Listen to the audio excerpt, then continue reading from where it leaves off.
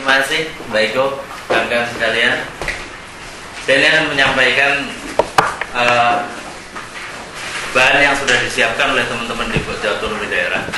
Teman-teman di Pokja Otonomi Daerah itu setidaknya terdiri dari 6 organisasi itu. Di situ ada KPPOD, kemudian ada Seknas Kita, kemudian Yapika, PSHK, URDI, dan YIBD.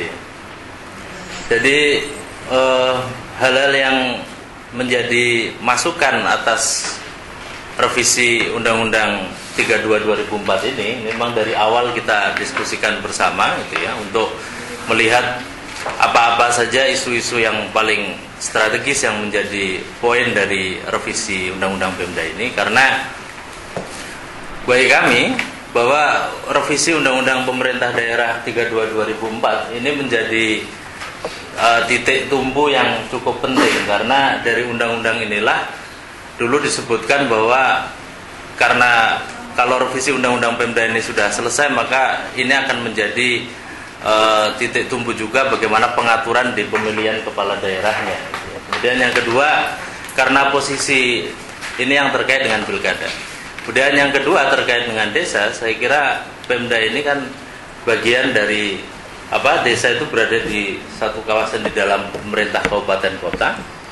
Kalau kedudukan dari pilihan otonomi kita itu berada di tingkat kabupaten kota, maka ini sangat berkaitan antara kewenangan dari pemerintah daerah kabupaten kota terhadap kewenangan yang ada di pemerintah desa.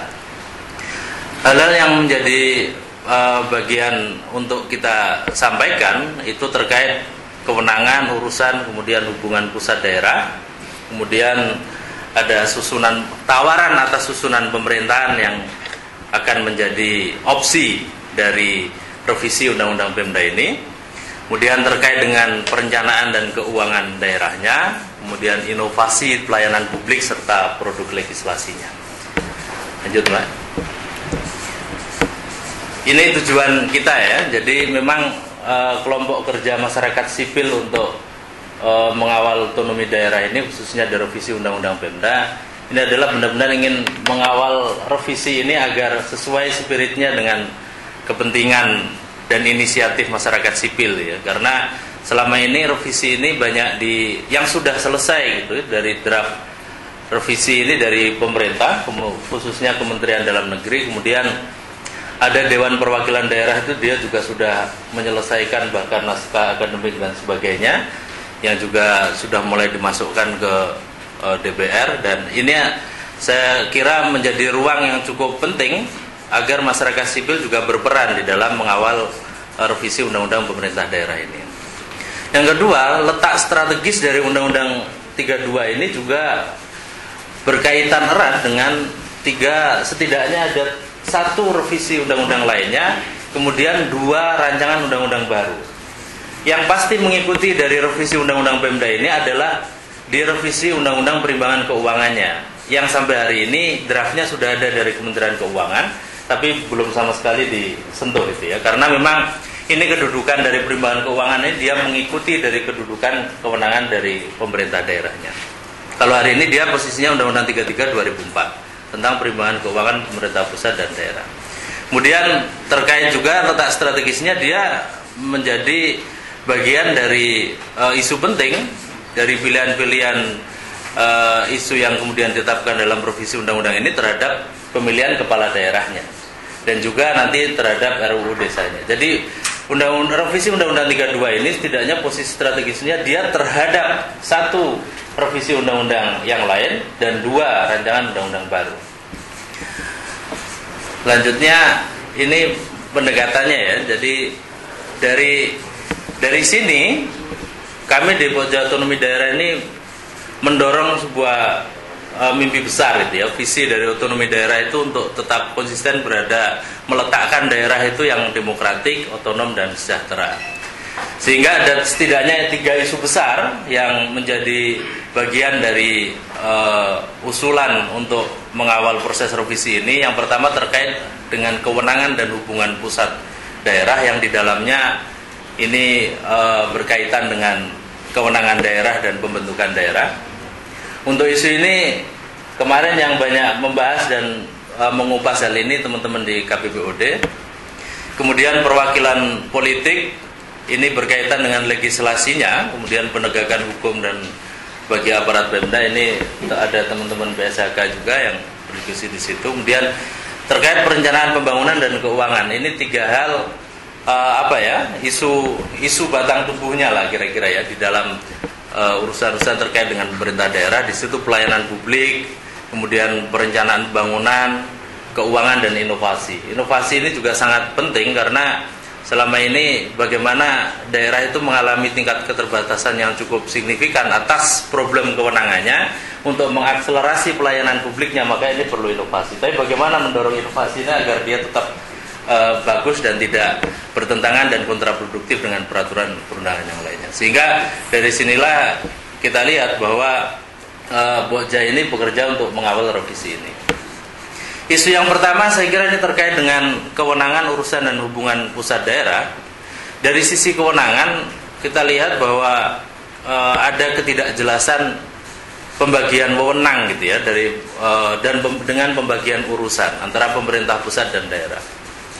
Dari sini selain ketidakjelasan juga tidak konsisten. Jadi pilihannya itu berdasarkan fungsi dan urusan atau bagaimana, ini juga menjadi problem dari Undang-Undang 32-nya dan usulan revisi Undang-Undang 32 juga itu. Baik dari Undang-Undang awalnya 32 2004 dan draft usulan atas Undang-Undang 32 2004 yang sekarang sedang ditawarkan pemerintah ke DPR itu masih mengandung isu ini. Makanya ini yang coba kita jadikan isu penting. Sehingga penyerahan urusan, sebelum lanjut, penyerahan urusan ke daerah itu harus berbasis skala kewenangan luas dan dukungan pendanaan yang cukup. Jadi kalau diskusi di kami lebih baik, ini kan urusan ke daerah itu ada 25 urusan wajib dan 8 urusan pilihan. Kenapa harus banyak itu? Kenapa tidak dipilih aja skala kewenangan prioritas tapi benar-benar kewenangannya didelegasikan secara utuh?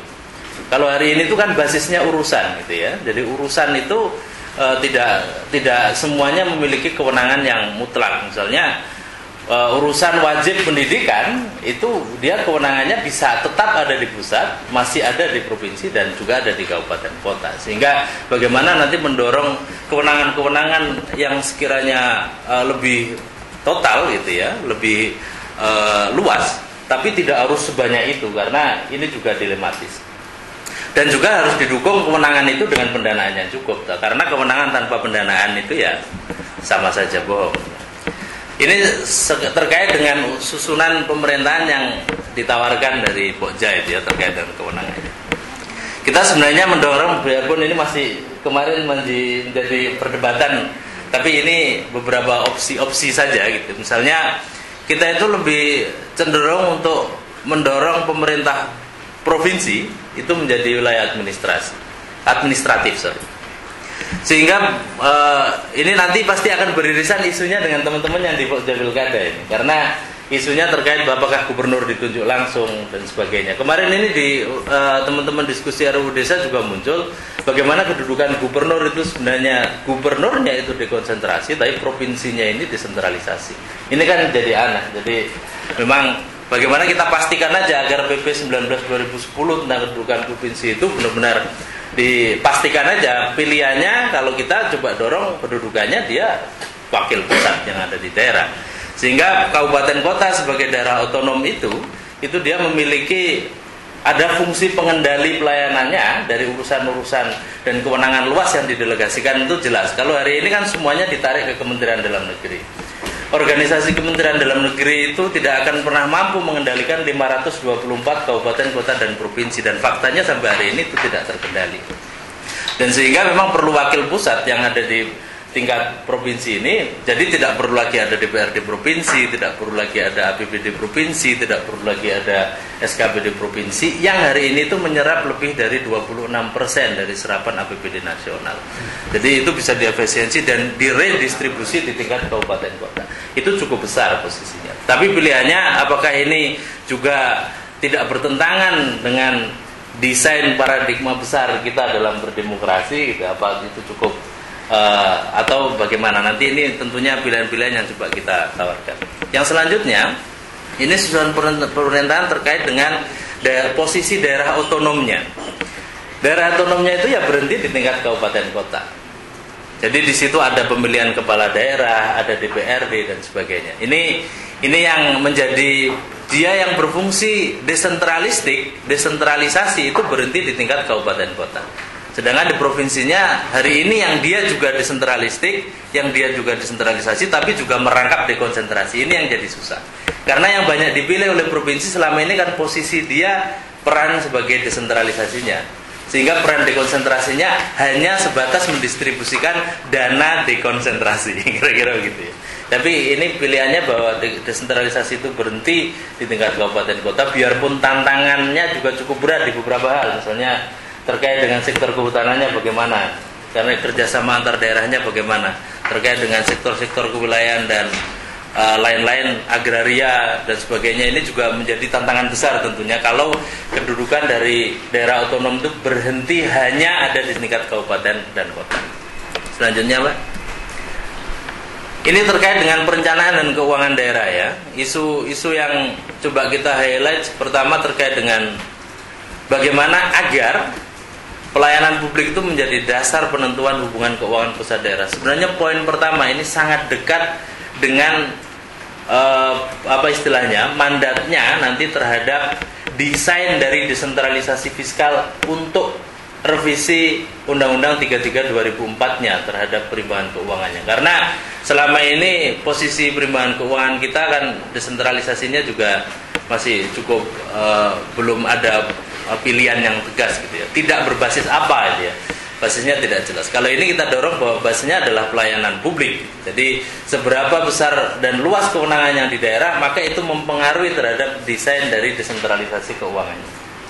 Kemudian pengelolaan keuangan yang lebih terintegrasi ya. Jadi mendorong agar sedikit mungkin tidak ada dana-dana off budget.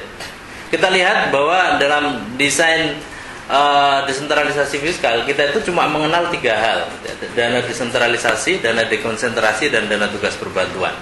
Tapi faktanya selama ini banyak dana-dana gelap gitu ya. Dana penyesuaian itu dana-dana yang tidak legal karena dia tidak diatur dalam asas desentralisasi keuangan kita. Kemudian ada dana daerah urusan bersama yang 10% untuk nyumbang BNPM, itu juga tidak legal gitu ya. Dan itu terjadi dan diadakan, dijalankan tapi tidak dilindungi oleh sebuah naungan kebijakan keuangan yang baik. Kemudian ini terkait dengan inovasi dan pelayanan publik. Terkait dengan inovasi itu sebenarnya 2 hal yang ingin coba dimunculkan ya. Bahwa poin kita adalah inovasi itu adalah sesuatu yang datang dari dalam gitu ya. Dari dalam apa yang sifatnya dari dalam daerah sendiri. Ketika inovasi itu diatur, maka itu sama halnya dengan memberikan batasan sendiri atas inovasi. Tetapi dilemanya gitu ya, ketika tidak ada tindak pidana atas nama inovasi, itu dikhawatirkan juga bertabrakan dengan aturan perundang-undangan.